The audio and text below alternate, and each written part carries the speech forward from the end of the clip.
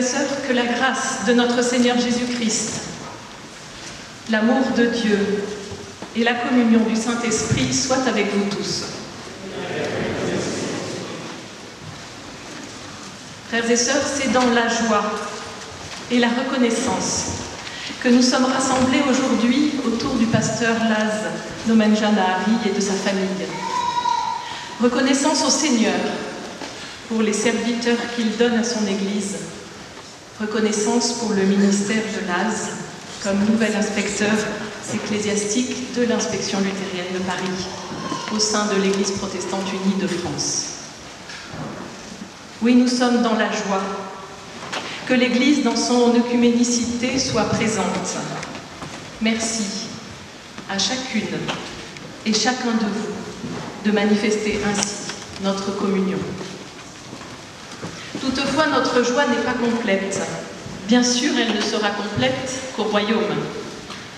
Mais dans l'attente du royaume, pour aujourd'hui, la pandémie nous a contraints à limiter le nombre de personnes, même si je ne sais pas où on les aurait mis, finalement, puisque nous sommes quand même complets. Mais de nombreuses personnes à la santé fragile n'ont pu se joindre à nous. Certaines sont en lien par les moyens modernes de communication, nouvelles manières d'être en communion. D'autres encore sont malades, d'autres encore sont personnes contact et ne sont donc pas venues, selon les appellations que nous commençons à apprendre. Alors oui, il est difficile et douloureux de se réunir dans ces conditions, masquées, à distance, en ces temps d'inquiétude.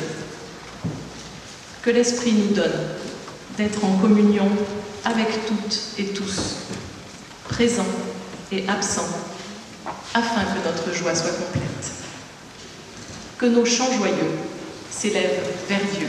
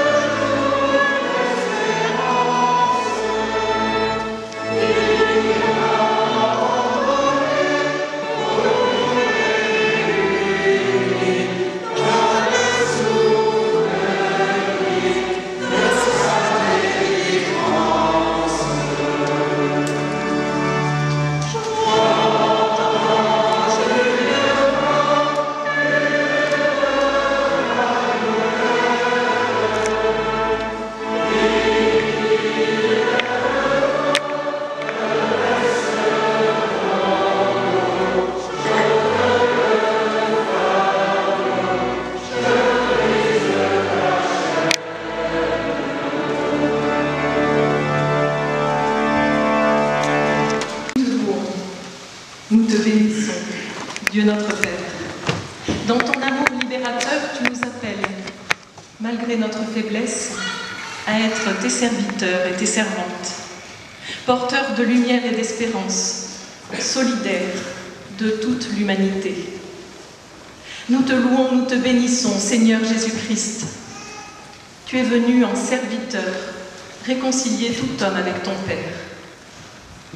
Tu as donné ta vie pour nous rendre notre humanité véritable et notre dignité d'enfant de Dieu. Nous te louons, nous te bénissons, Esprit Saint. Tu suscites l'Église, tu la rassembles pour l'adoration, tu l'envoies dans le monde, tu lui donnes la force de vivre sa foi et d'en témoigner. Nous te louons, nous te bénissons, Dieu trois fois saint. Pour annoncer l'Évangile, pour servir les hommes, tu fais de nous les ouvriers de ton royaume. Pour construire la communauté, pour aider chacun à prendre part à sa mission, tu donnes à ton Église les serviteurs dont elle a besoin. Alléluia.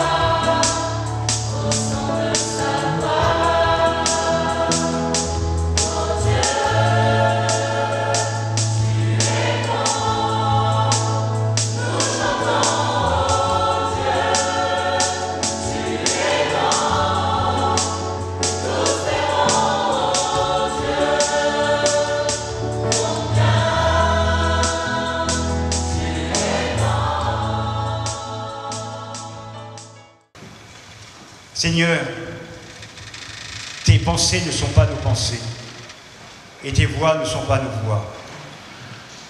Ton regard va bien au-delà de ce que le nôtre peut capter et ton amour dépasse nos limites. Pourtant, nous nous enfermons dans nos petitesses. Nous avons préféré nos certitudes à la recherche de la vérité.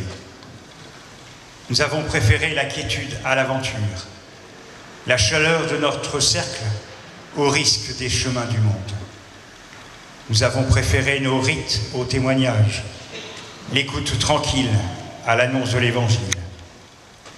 Nous avons oublié le Dieu vivant, fermé nos oreilles à son appel, mis en doute sa présence en nous et avec nous, en toutes circonstances.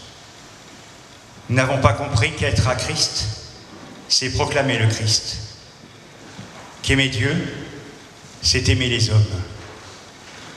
De notre manque d'enthousiasme, délivre-nous, Seigneur. De notre suffisance, délivre-nous, Seigneur.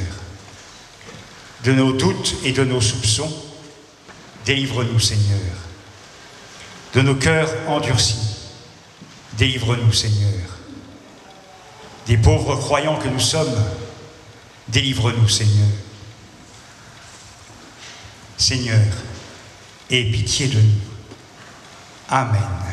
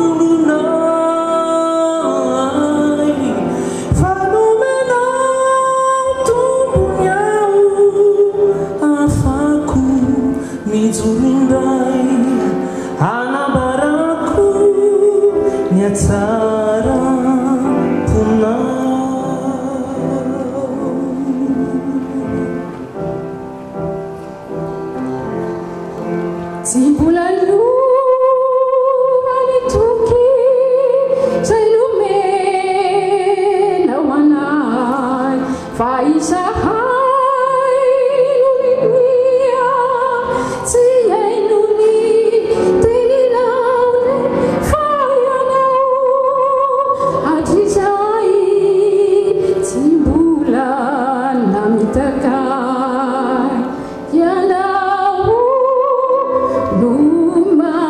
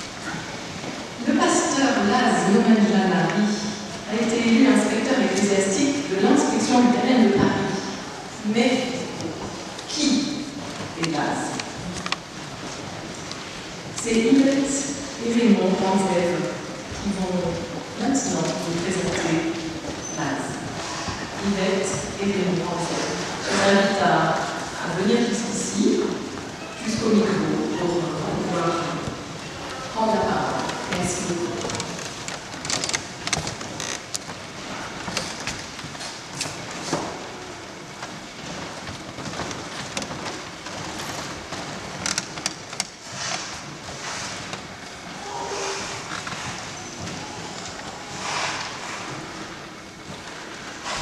Madame le Président de l'Église protestante de France, Mesdames et Messieurs les pasteurs, représentants des églises chrétiennes, chers amis, chers frères dans le Christ.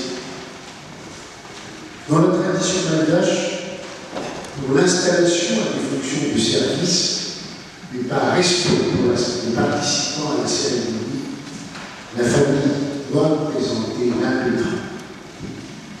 À cette occasion, certains de ses membres sont invités à être les porte-parole. Nous, Raymond Rancet, notre serviteur, et Yvette Létafque, remercions le pasteur Lazare Menzara et son épouse Antéliné Lacourtois-Ville pour la confiance et l'affection qu'ils nous ont manifestées depuis de longues années et pour l'honneur d'être parmi les témoins des porte-parole de leur famille.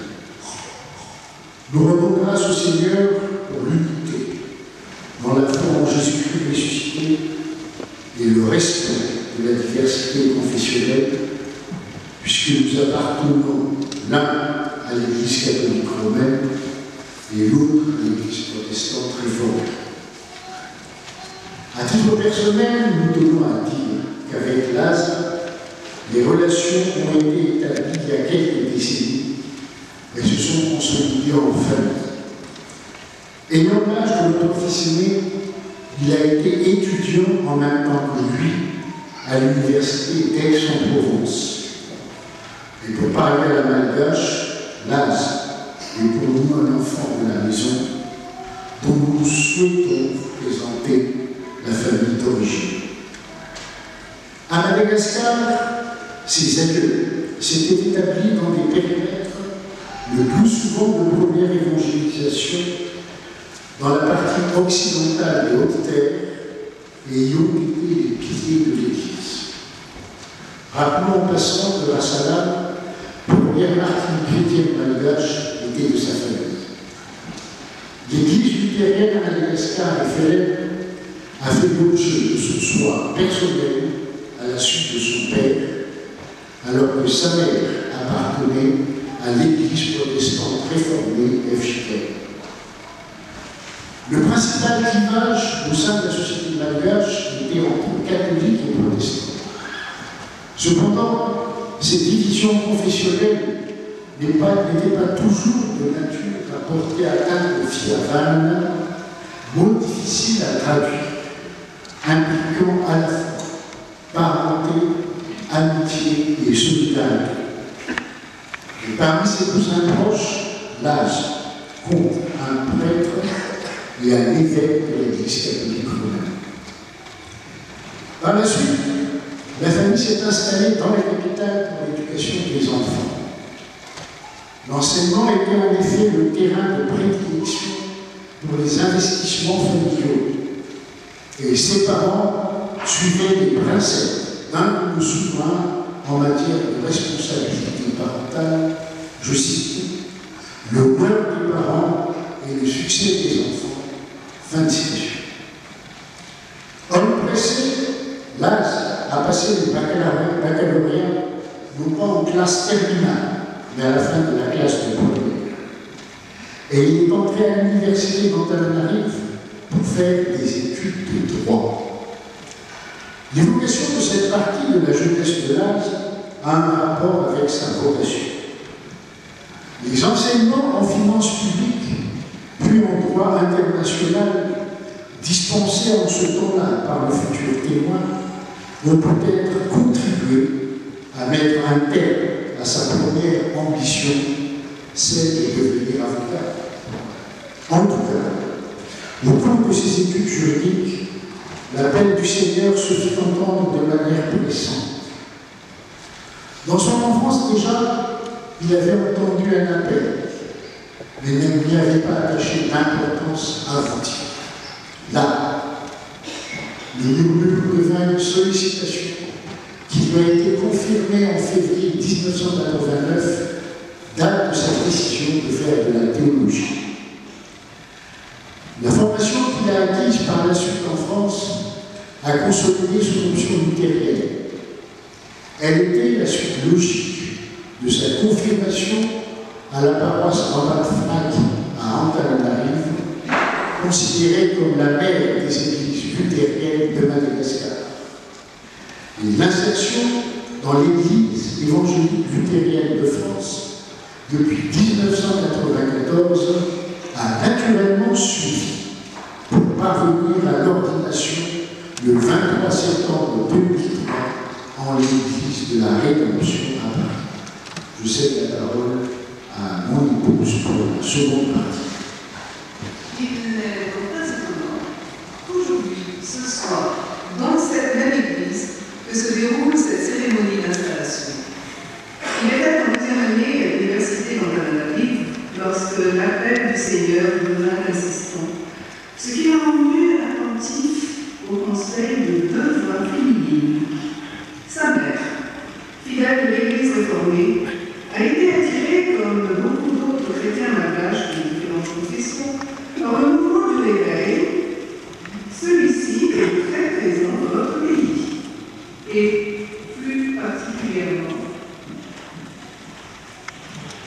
dans la paroisse luthérienne de la Vitas, qui a été parrainée et fréquentée par une personnalité charismatique de la FLN, l'Église de l'Église, Voula Germaine, plus connue sous l'appellation Léna. La mère de l'âge, consciente des préoccupations de son fils, lui conseilla de l'approcher en février 1989. Les propos du jeune homme, la grande figure maternelle, a déduit qu'il avait bien entendu l'appel et ne devait plus l'écarter. Les conseils de Léna d'abandonner le choix initial et d'aller étudier la théologie en France furent suivis. L'âge a fédéré dans la réalisation de ces projets par le vice-président de la FJKM, l'Église réformée de Madagascar, le pasteur Tibert Angelaman de la paroisse d'Avignon en celle-là même où il avait été baptisé. C'est ainsi qu'il est entré en 1989 à la faculté libre de théologie d'Aix-en-Provence. L'homme pressé est réapparu et a réussi à cumuler les cours des examens de deuxième ou troisième année. Avant de poursuivre ses études de 1993 à 1995 à l'Institut protestant de théologie à Paris, il a revenu là en 1991. Cette fois, accompagné par Campéline Pouagré, il a épousé la même année. Une troisième voix féminine malgache avait désormais encouragé Classe dans l'accomplissement de sa vocation, qui se révélait comme devant s'accomplir en France. Au cours de ses études dans ce pays, la pertinence du séminaire du pasteur Albert Reiners de Luther à la faculté libre de théologie d'Aix-en-Provence et son engagement dans la paroisse luthérienne Saint-Gabriel de Marseille ont renforcé son désir de travailler dans une église luthérienne. En poursuivant sa formation à l'Institut protestant de théologie à Paris, il a travaillé avec le professeur Hans-Christophe Ascani sur l'œuvre de l'Esprit Saint d'après le commentaire de Luther sur l'Épître aux Galates. Un tel parcours ne pouvait qu'être approprié au service d'une église protestante unie. En fait, depuis son enfance, son esprit était préparé à cette idée d'unité du protestantisme, par son appartenance à une famille biconfessionnelle bien ancrée dans l'une et l'autre confession. De plus, le partage d'une branche de sa famille entre catholiques et protestants l'avait habitué à considérer les différences entre ces mondes. Par ailleurs, la mobilité de ses aïeux à travers diverses régions du pays lui a épargné le désir de fixation définitive en un seul lieu, au risque de limiter l'ouverture d'esprit et de cœur.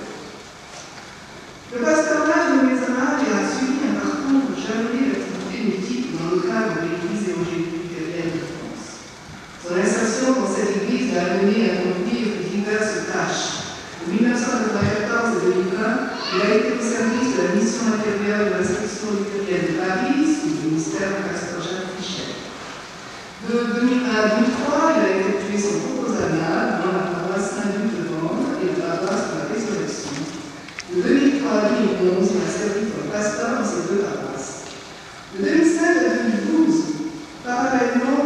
vicaire paroissial, il a été en charge de l'aumônerie protestante à l'hôpital psychiatrique Sainte-Anne. Ce dévouement et amour que vous avez déployé au sein de votre famille.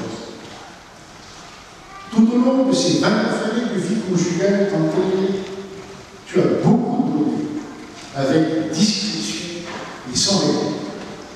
Sache cependant qu'il te sera demandé encore plus, car celui qui a beaucoup donné, il sera demandé encore plus.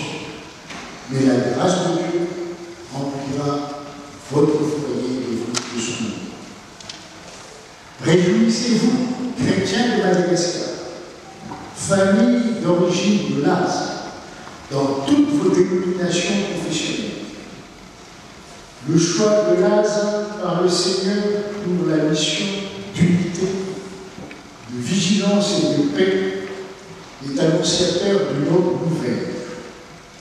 Nous sommes appelés à décliner notre insularité dans l'universalité du catholicité de l'Église.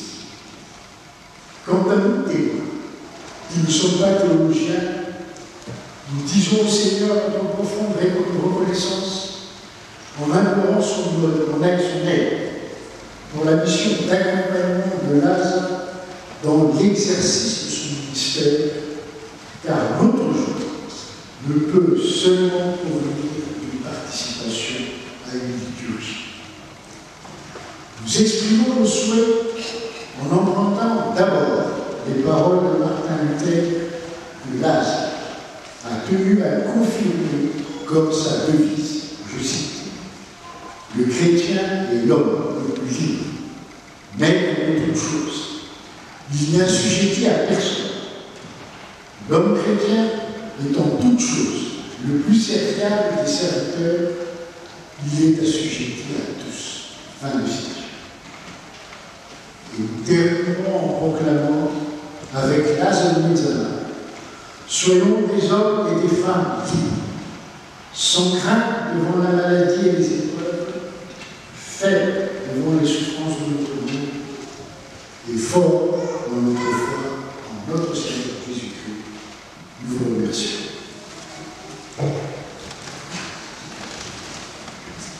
Alors, je vais parler à la place du président du Conseil régional de l'inspection vétérinaire de Paris, qui doit être coincé dans les embouteillages dus à la nouvelle du Tour de France. Laz Nomen-Adjani a été élu inspecteur ecclésiastique de l'inspection vétérinaire de Paris au cours du synode régional qui s'est tenu les 15 et 16 novembre 2019.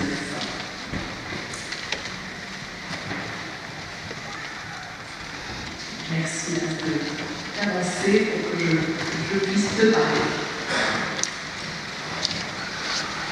Frères et sœurs, aujourd'hui, dans la communion de l'Église universelle, nous reconnaissons le ministère d'inspecteur ecclésiastique auquel le Seigneur a appelé Laz.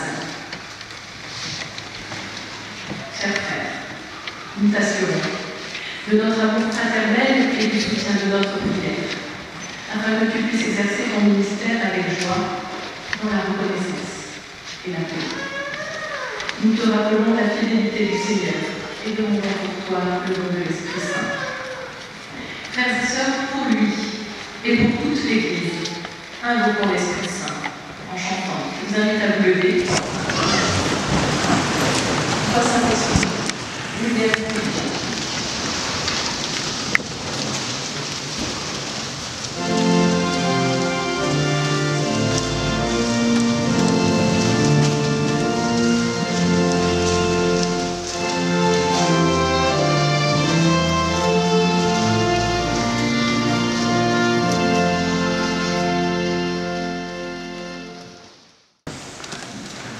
Dans l'évangile selon Marc, au chapitre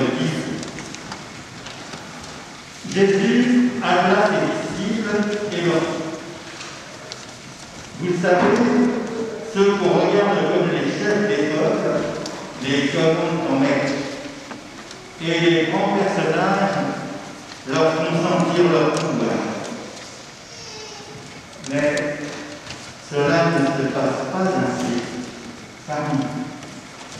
Au contraire, Si l'un de vous veut être grand, qu'il soit votre serviteur.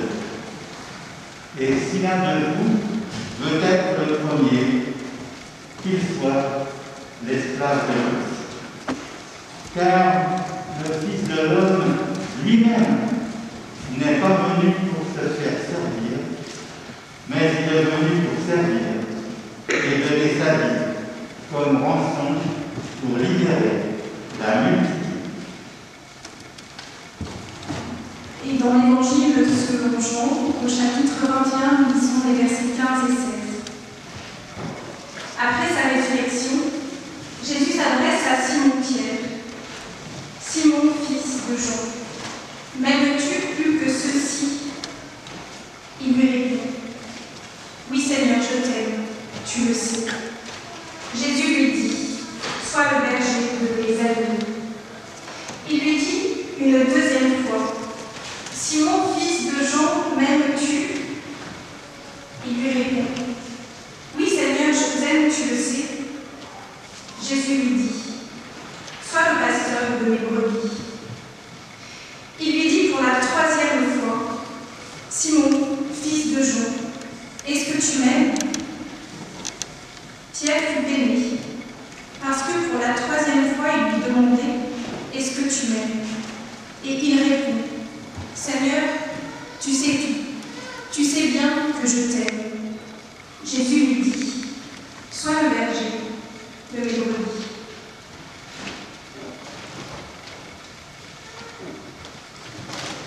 Aujourd'hui, nous te confions le ministère d'inspecteur ecclésiastique. Avec les autres inspecteurs et présidents du conseil régional, tu es appelés au service de l'unité de l'Église. Tu veilleras à sa fidélité envers le Seigneur et à sa disponibilité à l'égard de tous les êtres humains. Tu veilleras sur les églises de l'inspection, tu les visiteras, tu les exhorteras. Tu soutiendras celles qui sont faibles en difficulté. Tu resserreras les liens qui les unissent. Tu développeras les liens fraternels qui nous unissent aux autres églises. Tu seras au service de ceux qui sont associés à ton ministère. Es-tu disposé à exercer cette responsabilité? Oui, avec l'aide de Dieu. Quant à vous, membres de l'inspection de Paris, voulez-vous accueillir le pasteur Laz afin qu'il exerce parmi vous le ministère d'inspecteur ecclésiastique? Si telle est bien votre intention, répondez oui avec l'aide de Dieu. Oui, avec l'aide de Dieu. Et vous tous, frères et sœurs, rassemblés ici ou au loin, vous prierez pour lui. Vous collaborerez avec lui dans les tâches que le Seigneur Jésus-Christ a confiées à son Église.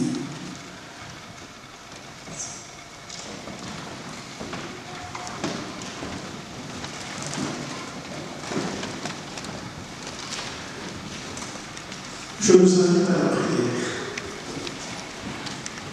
Dieu Tout-Puissant, nous te rendons grâce de ce que tu exauces la prière de ton Église. Tu envoies des ouvriers dans ta moisson. Tu as appelé notre frère Laz à exercer parmi nous le ministère d'inspecteur ecclésiastique. Accorde-lui le don du Saint-Esprit, que jour après jour, il reçoive de toi patience et courage, humilité et confiance, discernement et persévérance, fidélité et créativité. Aide-nous à partager avec lui la responsabilité de son ministère dans le respect et la compréhension mutuelle. Maintiens ton Église et tous tes serviteurs dans la vérité et la charité, jusqu'au jour où tu accompliras ton royaume dans la gloire. Par Jésus le Christ, notre Seigneur. Amen.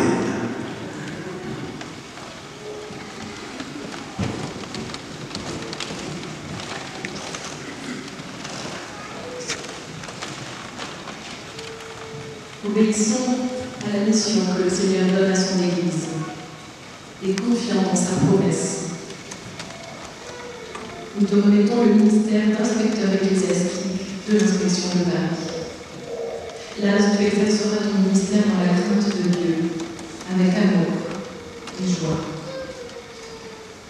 Dieu trois fois saint, le Père, le Fils et le Saint-Esprit, te bénissent. Amen.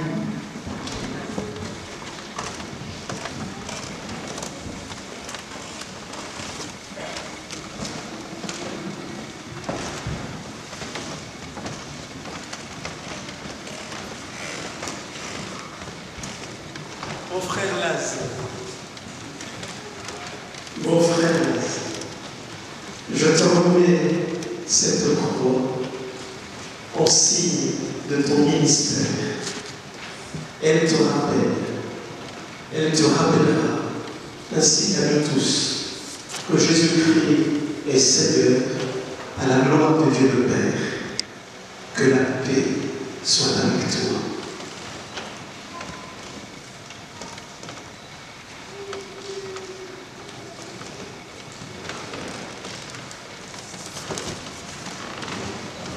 Quant à vous, frères et sœurs, je vous exhorte, vous soutiendrez le ministère de votre nouvel inspecteur ecclésiastique.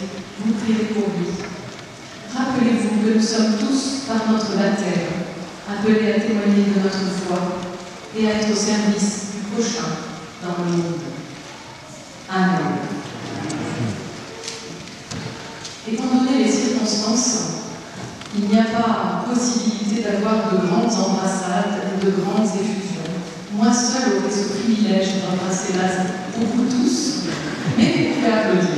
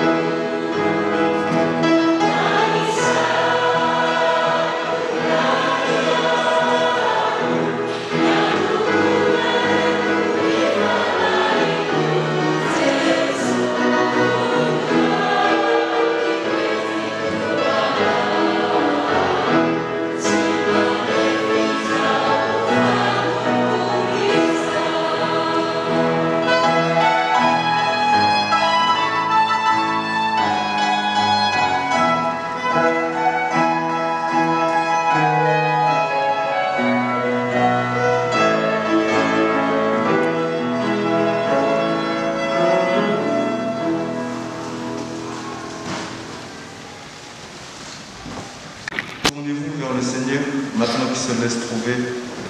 Faites appel à lui, maintenant qu'il est près de vous. Que l'homme sans foi ni loi renonce à ses pratiques.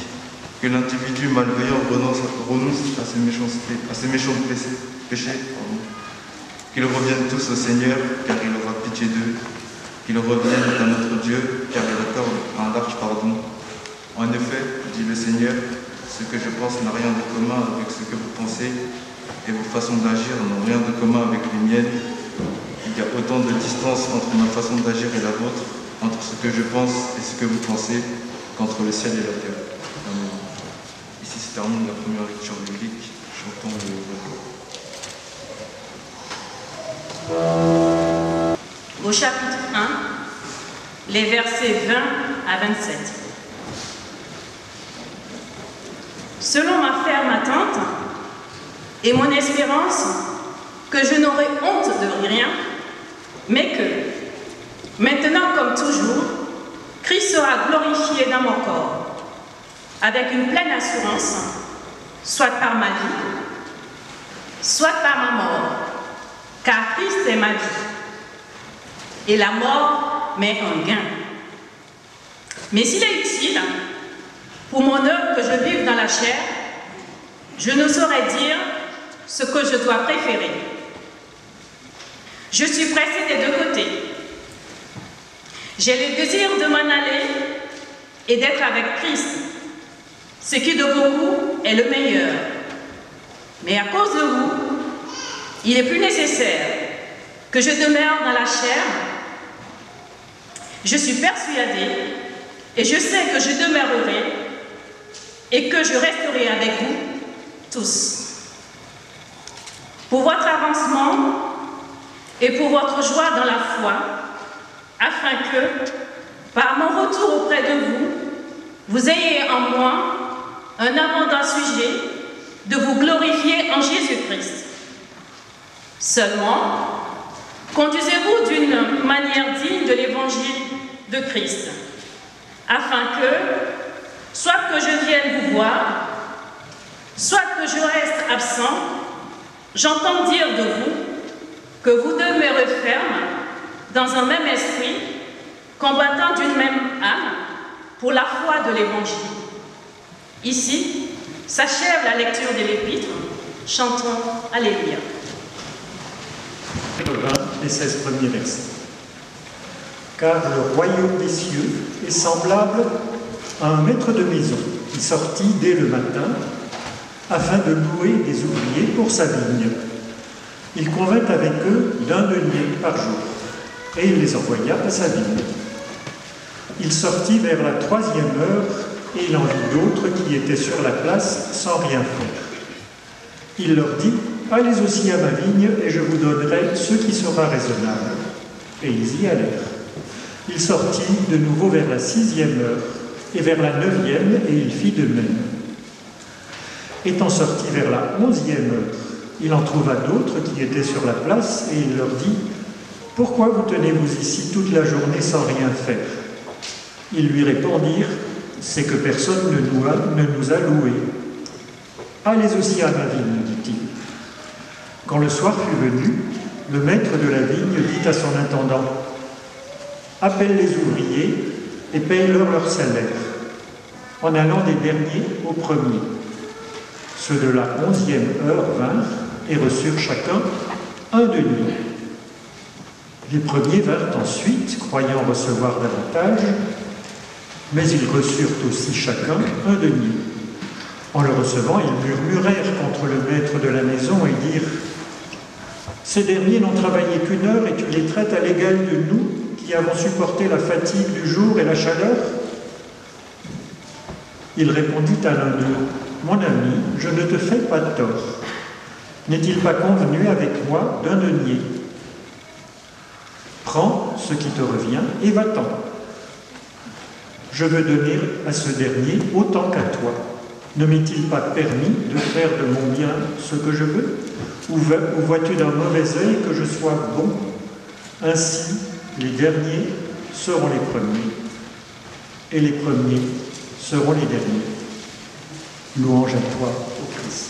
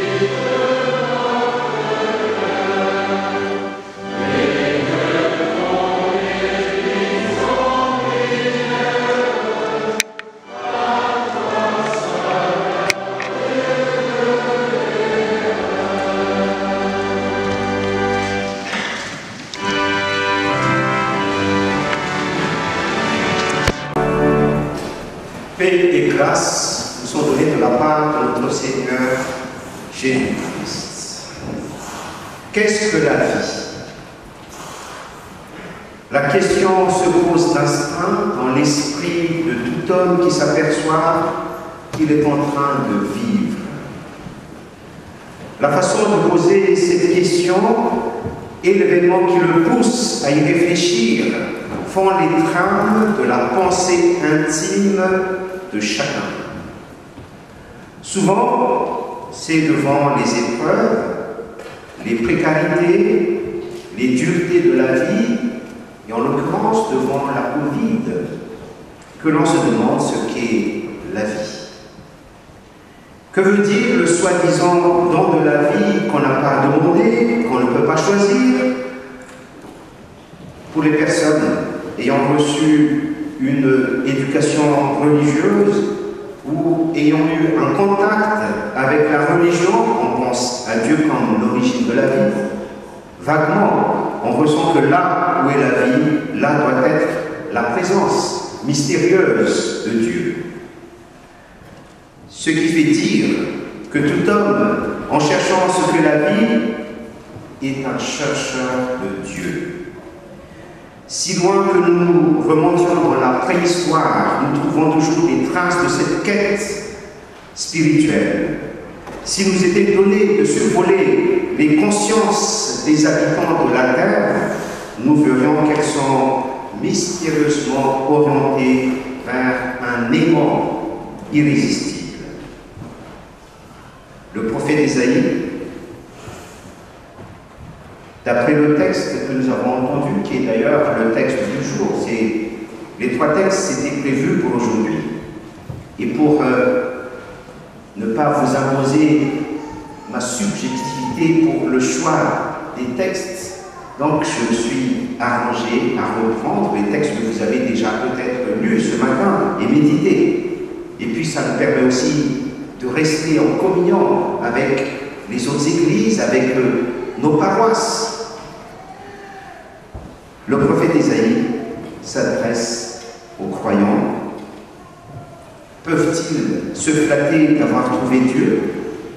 Quel est le croyant qui s'estime arrivé au terme de sa recherche? Dieu se plaît toujours à brouiller les pistes. Plus exactement, c'est nous qui nous essayons à obliger Dieu à emprunter nos sentiers. Nous voulons le faire passer par les méandres de notre volonté indécise. Il nous faut du temps et des errances pour nous apercevoir que nos pistes n'aboutissent à rien, sinon à nous fatiguer, à nous énerver, à nous décourager, parfois à nous haïr. Mes pensées ne sont pas vos pensées et mes chemins ne sont pas vos chemins. Autant le ciel est élevé au-dessus de la terre, autant mes chemins sont élevés au-dessus de votre et mes pensées au-dessus de vos pensées, avertit le Seigneur par la bouche du prophète Isaïe. Et nous en trouvons une application immédiate dans cette parabole des ouvriers envoyés à la ville. Elle en est comme l'illustration. Ce texte de l'Évangile nous pousse dans une autre logique que celle des hommes. Tout est sens dessus-dessous. Les premiers seront les derniers. Tout est à l'envers. Ce n'est plus de la logique. Combien de fois nous réalisons lorsque nous méditons l'Évangile que Jésus aime en fait les oppositions, les paradoxes, les contradictions. Il aime provoquer, bouleverser nos assurances humaines dans la logique de notre société. La maxime, c'est les premiers sont les derniers, et les premiers sont les derniers sont le premier, signe le constat d'un échec, le résultat d'un dysfonctionnement, le produit d'une malchance. Quand une entreprise florissante subit les conséquences de la crise, elle perd des parts de marché et doit licencier son personnel. Quand une personne partie de rien s'enrichit en peu de temps, elle peut, grâce à une conjoncture favorable, entrer dans le cercle des puissants de ce monde. Mais la logique de Dieu n'est pas régie par ses règles. Aucun effort humain ne suffira à obtenir l'entrée dans le royaume. Nulle préséance, aucune place attribuée à l'avance, pas de plan de table préétabli. les premiers devront accueillir le suivant comme des frères sans calcul ni jalousie. Ils auront à s'ouvrir à ce mystère de la diversité voulue par Dieu. L'humanité n'est pas réductible à nos analyses, à nos plans d'organisation. Or, le monde dans lequel nous vivons est agité par des calculs, des ruses, des mesures, des forces et même des mouvements violents. Les puissants veulent s'en emparer. Ils veulent établir un royaume selon leurs idées et leurs convoitises. Nombreux sont ces royaumes utopiques qui ont régné un temps, puis se sont effondrés, entraînant derrière eux combien de désastres et de vies humaines brisées et détruites. Jésus aime les paraboles, mais il aime aussi les paradoxes. Mais il ne cherche pas forcément à nous étonner. L'étonnement sointe des récits de l'évangéliste. Il réécrit ce qu'il a entendu. Étonnement, surprise, puis colère, les gammes des réactions montent vite de la part de tous ceux qui lisent les récits. Qui voudra de ce règne de Dieu où les ouvriers qui travaillent 1 heure gagnent autant que ceux qui portent le poids du jour. Et comme si l'injustice n'était pas assez apparente, le maître remet d'abord le salaire au dernier venu en disant qu'ils seront les premiers. Le monde, et même l'Église, le monde aura à découvrir, à apprendre la logique nouvelle dans le message de l'Évangile. Elle est toute relationnelle, faite de gratuité et faite de dons. Les premiers ouvriers détiennent un contrat. Ils bénéficient d'une entente, une journée de travail pour un denier. Les suivants n'entendront qu'une simple promesse. Je vous donnerai ce qui est juste. Les derniers n'ont rien du tout, sauf une invitation fondée sur la confiance envers le Maître. Dieu et relation. Jésus est envoyé pour nous initier à ce mode de vie. Et l'apôtre Paul, c'est le sens de la deuxième lecture, l'apôtre Paul dira plus tard que cette dimension divine de la relation est incommensurable. On ne peut pas la mesurer. Elle représente pour nous une espérance et un appel. L'espérance nous est donnée parce qu'il n'y a pas de temps dépassé, parce qu'il n'est jamais trop tard. Ceux qui sont appelés à la dernière heure ont même autant de chance que ceux qui sont appelés à la première. Il n'y a pas un seuil fatidique au-delà duquel il n'y aura plus d'appel pour le service du royaume. À tout moment de notre vie, jusqu'à la dernière minute, Dieu peut toucher nos cœurs. L'exemple, c'est le bon vin, le bon repas. Dieu peut appeler, entrer au travail de la vie. Dieu peut convertir notre existence et celle des autres. Et voilà notre espérance. La venue de Dieu dans la vie des hommes ferme à jamais pour nous l'illusion de la fatalité. Une tentation permanente de l'existence humaine est de croire que, puisque nous avons franchi telles et telles étapes et commis un certain nombre d'erreurs, alors il n'y a plus de possibilités ouvertes devant nous. Cet évangile-là nous dit le contraire. À tout moment, nous pouvons être appelés par le Seigneur. Nous pouvons entrer dans une vie nouvelle, expérimenter la conversion et l'ouverture de notre existence. Dieu est relation. Il n'a qu'une seule chose à donner, son amour inconditionnel. L'amour qu'il offre en s'offrant lui-même. C'est bien ce qui devrait se passer lorsque nous regardons notre Église, notre communauté humaine rassemblée. Beaucoup d'entre nous sont des ouvriers de la première heure. Combien sont arrivés ensuite?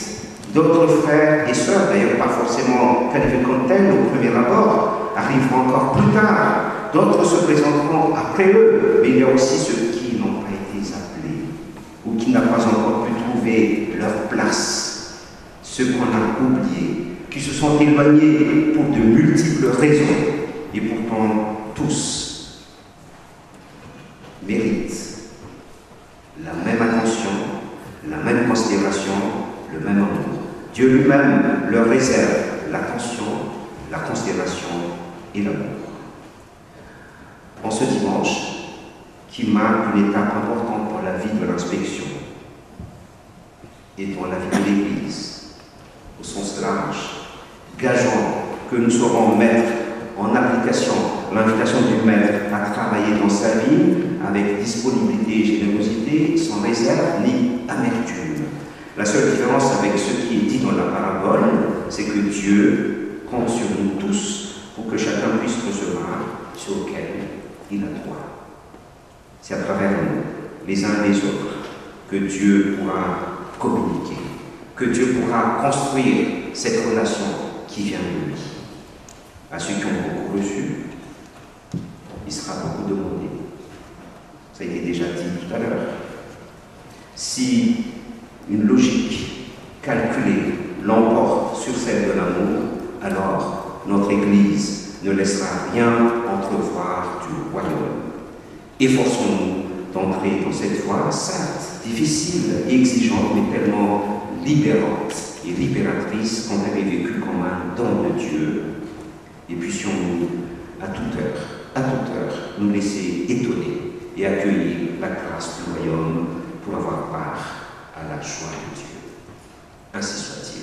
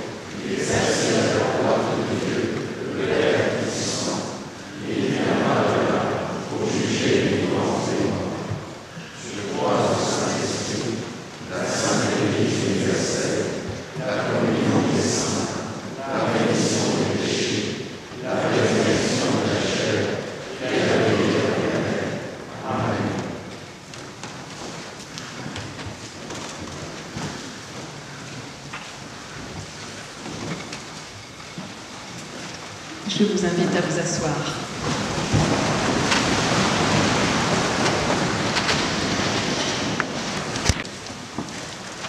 C'est le temps des propos ouverts, une parole donnée au pasteur Jean-Claude de Roche, à la pasteur Natacha Crodancé. Oui, si tu peux enlever ton masque, Jean-Claude, si tu peux. Merci. Merci. Monsieur l'inspecteur ecclésiastique, élu et désormais installé, je commencerai cérémonieusement, cher Laz. Lorsque tu m'as demandé d'intervenir dans cette célébration, je dois te dire que j'ai été un peu surpris, comme d'ailleurs plusieurs personnes. Depuis, j'ai pris le temps de la réflexion pour essayer de trouver plusieurs significations à ma présence aujourd'hui et à ma prise de parole devant toi. J'en retiens une qui est plutôt tournée vers l'histoire et la continuité, et l'autre vers l'avenir et peut-être la création nouvelle. Je suis l'un des pasteurs les plus âgés de l'inspection qui interviennent encore sur le terrain des paroisses, bien qu'en retraite. Certains de mes collègues préfèrent dire émérites car ils ont une compréhension du ministère peut-être plus sacramentelle que moi-même. Ma présence ici indique donc une volonté de continuité de ta part, en tout cas c'est ce que j'en ai compris. Tu es le 9e inspecteur dans ma vie au sein de cette inspection. Depuis le temps que j'étais louveteau, dans la meute de la paroisse de la Villette, que l'on nomme maintenant Saint-Pierre, j'ai connu successivement les inspecteurs, je vais les nommer: Étienne Meyer, Greiner, René Blanc, Édouard Kiner, Marc Chambron, Michel Viau, Marie-France Robert, Jean-Frédéric Paczynski et donc maintenant toi-même. Si tu viens à leur suite, tu es dans cette énumération néanmoins le premier à commencer son ministère pastoral parisien dans le cadre de l'Église unie. Et oui. Traditionnellement, l'adage est que l'inspecteur est le pasteur des pasteurs. Même si cela exprime une part de la réalité de ce ministère, c'est bien loin d'en exprimer la totalité.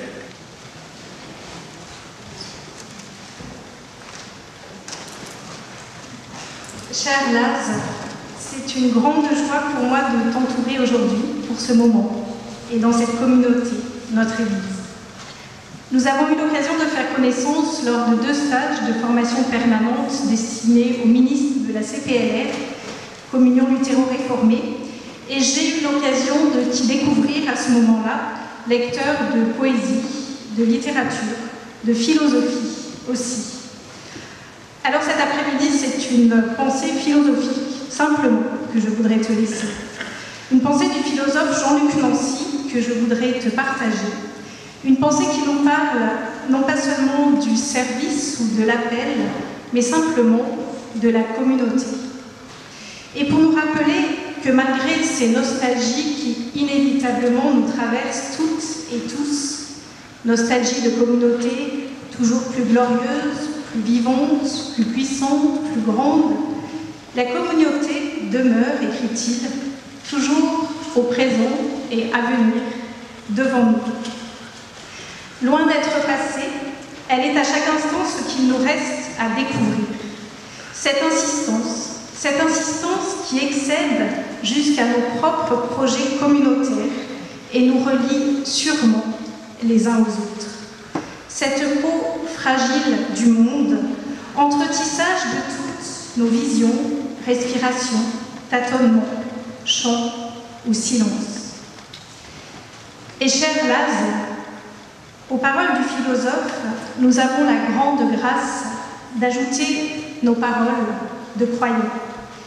Et de savoir aussi, et d'un savoir cette fois plus certain que celui des livres et des pensées, que oui, la communauté est toujours devant nous.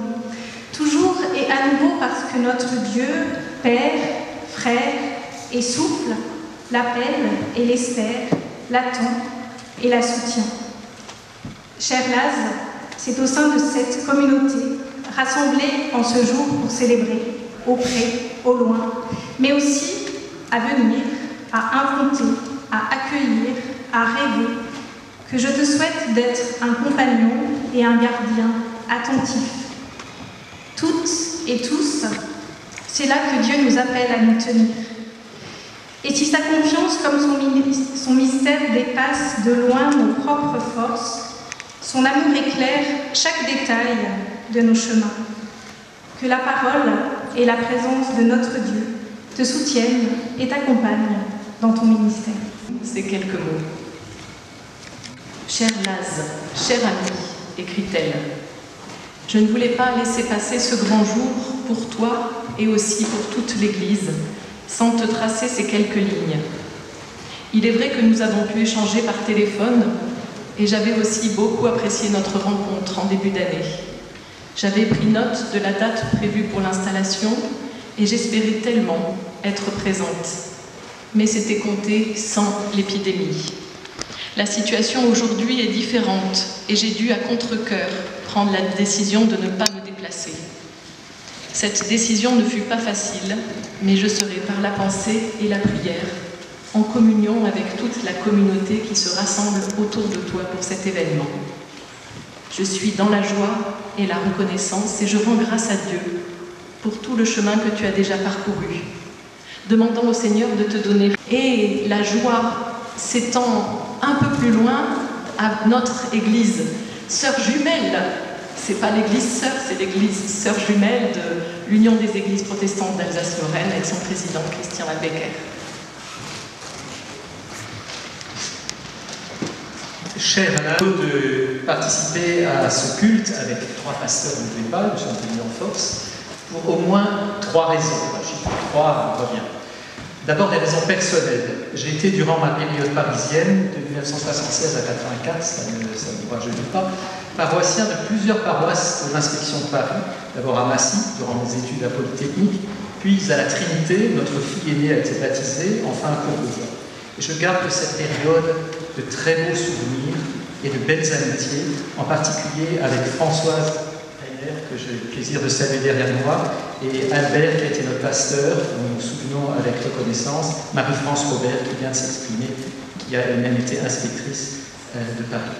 Je n'oublie pas non plus les engagements que j'avais à l'époque avec Jacques Fischer à la mission intérieure, en particulier à Radio 13, où je faisais régulièrement des émissions, à une époque où les radios locales, c'était une chose toute nouvelle. Les jeunes ne savent plus cela, mais c'était une possibilité toute nouvelle de s'adresser à un large public. Et je rends grâce à Dieu pour ce temps béni pour moi et ma famille. Puis la seconde raison de mon bonheur d'être ici, c'est une raison ecclésiale que Emmanuel vient d'évoquer. Nous avons l'habitude de dire à la CPLR, la Communion protestante luthéro-réformée, que si nous sommes séparés juridiquement pour des raisons historiques et juridiques, nous sommes la même Église, l'UDF et l'EPAL. Donc en étant présent aujourd'hui à la Rédemption, je suis accueilli dans mon Église et je m'en réjouis. Et ce n'est pas là qu'une affirmation formelle, car il y a une réelle communion entre nous à travers les personnes, les projets et les actions que nous menons en commun. La formation continue qui vient d'être évoquée en étant un exemple. Et puis des raisons confessionnelles, parce que de temps en temps, il faut quand même rappeler un petit peu qu'on est luthérien. La famille luthérienne tient une place importante dans le concert œcuménique mondial.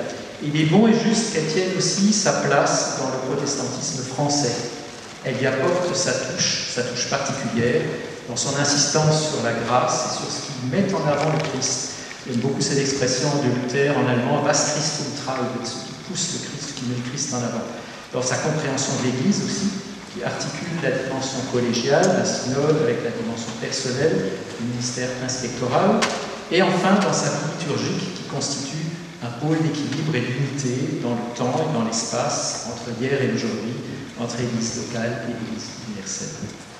Je te souhaite donc, cher Lars, un ministère béni ici à Paris, avec le soutien et la prière de tes sœurs et frères venus nombreux aujourd'hui. Puisses-tu être fermement unité de communion avec les membres de ton Église, avec ceux des autres Églises et au-delà, avec toute personne de bonne volonté. Le pasteur Célestin Kiki, qui est assis là-bas au fond, secrétaire général de la CEVA, merci à lui d'être présent. Et l'ancien inspecteur ecclésiastique de Montbéliard, le pasteur Joël Daudeville, est aussi présent parmi nous. Merci aux autorités civiles qui sont présentes, en particulier M. Gossian, conseiller de Paris, qui représente Madame la maire du 9e arrondissement.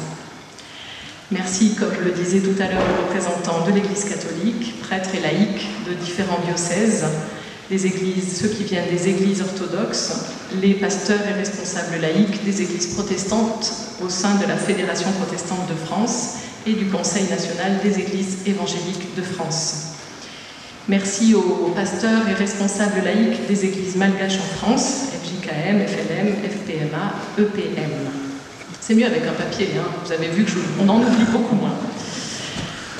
Merci aux représentants des mouvements et œuvres du protestantisme français. Merci à Sœur Mireille et à Sœur Jacoba de nous avoir rejoints cet après-midi de la communauté des diaconesses de Reuilly. Merci à la directrice de Fréquence protestante d'être là. Et tous ceux qui viennent de loin, de France ou même de très loin, de Madagascar. Merci d'avoir fait le chemin jusqu'à nous et de nous avoir rejoints. Merci à la mission jeunesse et aux jeunes qui ont chanté tout à l'heure. Merci à tous ceux à la chorale. Merci à l'organiste. Et j'ai cru entendre un violon tout à l'heure, violoncelle. On ne les voit pas, mais ils sont là. Mon oreille m'a signalé quelque chose. Merci beaucoup à chacun d'avoir contribué Merci au Conseil presbytéral de la Rédemption et sa présidente, Astrid Maille, et tous ceux qui ont contribué à l'organisation de ce culte. Merci à l'équipe technique de diffuser à ceux qui sont en lien de visio avec nous. Merci.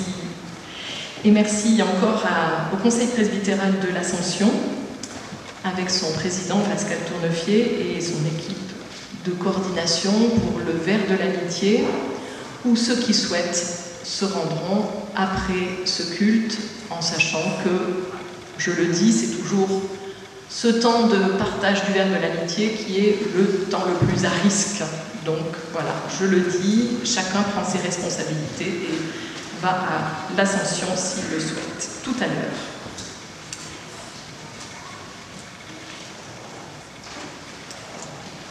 Eh bien, après, il s'agit maintenant de prier les uns pour les autres. Et c'est Catherine, Anta, Christopher et Joseph qui vont nous conduire dans la prière les uns pour les autres. Merci Seigneur, parce que le don de ton esprit est promis à chacun d'entre nous, à chacune de nos communautés. Embrase notre Église du feu de ton amour, afin qu'elle vive une vraie communion fraternelle en Jésus-Christ et qu'elle proclame fidèlement ta parole de paix et de vérité. Que ton esprit nous donne une claire vision du message que nous devons délivrer, des tâches que nous devons entreprendre. Inspire-nous une parole qui aille au-devant de l'espérance des hommes. Amen. Béni sois-tu, Seigneur, toi qui ne rejettes pas ton Église lorsqu'elle cède à l'engloutissement. Nous plaçons devant toi ce qui, dans notre service, est devenu stérile. Nous te confions ceux à qui tu as donné l'autorité dans l'Église. Souviens-toi de tous ceux qui exercent un ministère, les pasteurs, les prédicateurs, les diacres, les professeurs de théologie, les moniteurs d'école biblique, les conseillers presbytéraux, régionaux et nationaux, les responsables de services d'animation ou de mission. Que tu les éclaires dans l'exercice de leurs responsabilités. Que leur foi leur pousse plus loin sur le chemin d'un service joyeux. Toi qui fais revivre, accomplis au-delà de ce que nous savons te demander. Accorde à chacun de nous de porter les fruits de l'esprit, l'amour, la joie, la paix, la patience, la douceur, la maîtrise de soi, la fidélité. Apprends-nous à partager tes dons, afin que les autres soient pour nous et que nous soyons pour les autres source de vie. Avive notre soif de ta justice qui libère. Soutiens de ta force les victimes d'une épreuve ou d'une injustice. Inspire tous ceux qui luttent contre le mal et la souffrance. Préserve de la haine et de la guerre tous les peuples et leurs dirigeants et crée une vraie communauté de solidarité entre les nations. Donne-nous des saisons favorables et des récoltes suffisantes pour la nourriture de tous les hommes. Souviens-toi de ceux qui ont faim, de ceux qui sont victimes des catastrophes naturelles et des tragédies humaines. En cette période de crise sanitaire que nous traversons, accorde courage et sagesse aux gouvernements nationaux et aux autorités locales dans leurs efforts pour arrêter la propagation du Covid-19. Affermis le témoignage des églises et des croyants pour qu'ils incarnent des modèles de retenue, de compassion et en même temps d'espérance.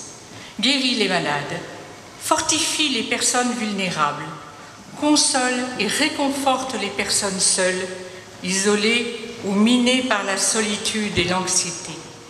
Soutiens et protège l'ensemble des employés des services de santé ainsi que celles et ceux qui œuvrent au service des malades et des personnes les plus exposées au risque. Prends pitié de toute la famille humaine et de ta création. Souviens-toi de ceux que nous aimons et pour qui nous te prions en silence. Seigneur Dieu notre Père, nous n'avons rien à t'offrir qui ne vienne de toi. Accepte cependant cette offrande, apprends-nous à en user conformément à ta volonté. Nous te la présentons avec ce pain et ce vin que ton Fils nous a prescrit de te consacrer. Veuille te servir de ces dons pour la joie de ton Église et le salut des hommes et des femmes, nos frères et sœurs. Amen.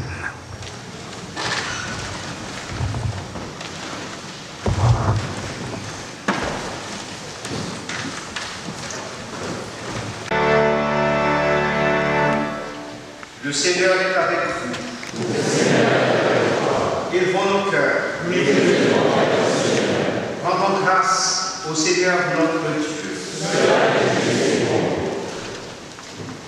Notre joie est de trouver toujours dans ton Dieu, Père Tout-Puissant, Dieu éternel, par Jésus-Christ notre Seigneur. Du ciel, il a répandu le Saint-Esprit sur ton Église, pour allumer dans nos cœurs la flamme de ton amour et y produire des fruits de paix et de joie. Ainsi, la bonne nouvelle de ton salut a retenti jusqu'aux extrémités du monde, et tes enfants, de toute langue, de toute culture, de toute origine, sont rassemblés en un seul corps par la puissance de ton esprit d'adoption. C'est pourquoi, avec l'Église universelle, avec la glorieuse armée des témoins que tu as revêtus de ta puissance, avec les anges et toutes les armées des cieux, nous chantons l'hymne de ta gloire et sans fin nous proclamons.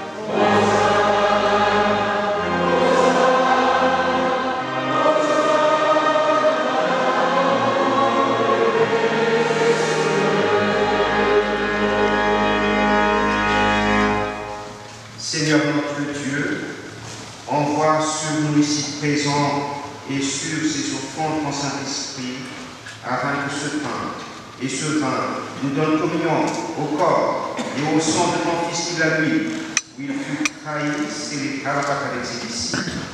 Il prit du pain, et après avoir rendu grâce, le rompit, et le leur donnant, disant, prenez et mangez. Ceci est mon corps donné pour vous. Faites ceci en mémorial.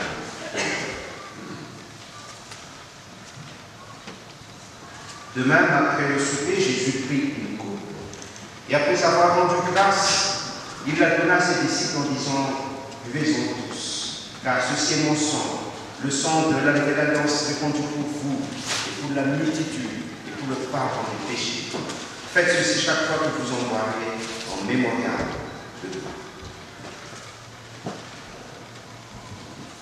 Que toute créature fasse silence, adorons et prions le Seigneur.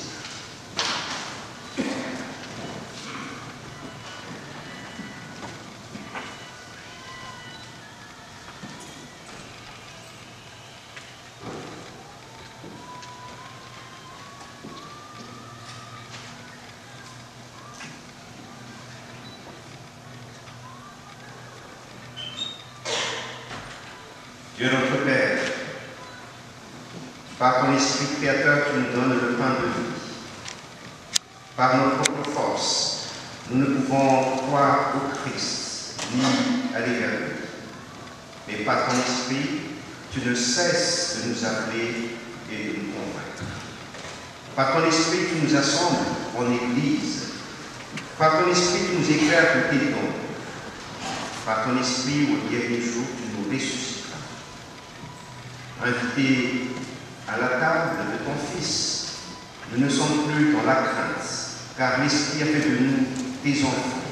Et ensemble, nous osons te dire, notre Père, qui es aux cieux, que ton nom soit sanctifié, que ton règne vienne, que ta volonté soit faite sur la terre comme au ciel.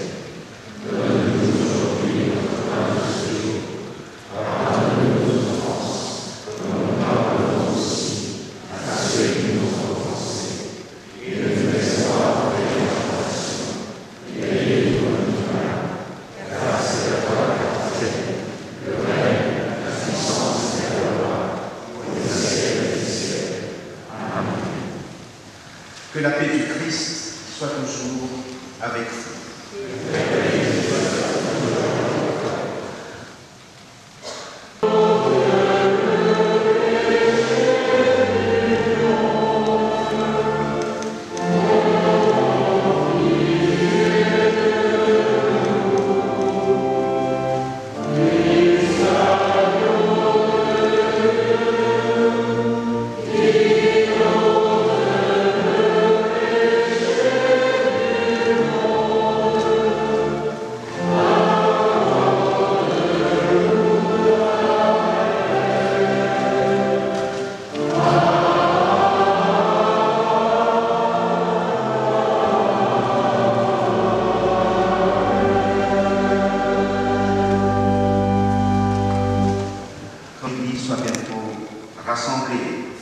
Jésus.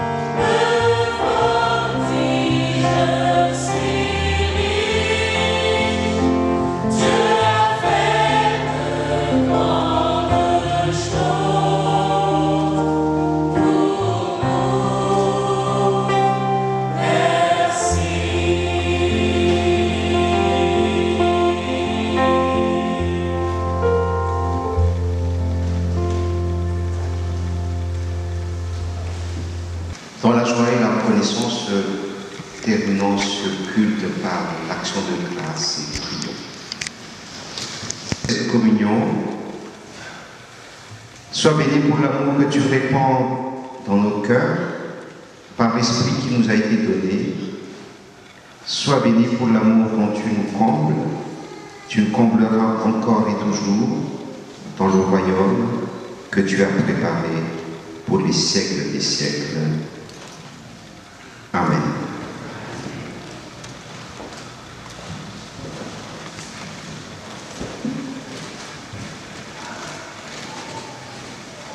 Frères et sœurs, je vous invite à vous lever pour recevoir la bénédiction de la part de Dieu.